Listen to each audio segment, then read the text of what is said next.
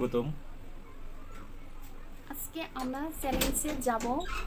কি চ্যালেঞ্জ? কমলা চ্যালেঞ্জ। কমলা চ্যালেঞ্জ। আমাদের দুজনের কাছে 4টি করে কমলা আছে। যার আগে শেষ হয় সে একটা কাঁচামরিচ পাবে। যার আগে শেষ হয়, কারণ ওর তো আগে শেষ হয়, তার মানে ও পাবে। আর আমি তো আগে শেষ করতে পারি না, তার মানে আমি কিছুই পাবো না। আজকে যে জিতবে তার জন্যই কাঁচামরিচ, আর যে আজকে হারবে তার জন্য কিছুই না। ঠিক আছে? আমি তো পারি না, এই জন্য। তো বন্ধুরা, শুরু করা যাক আমাদের সাথে শেষ পর্যন্ত। বন্ধুরা তো শুরু করলাম। কে আগে পারে? পরে পারে বলো।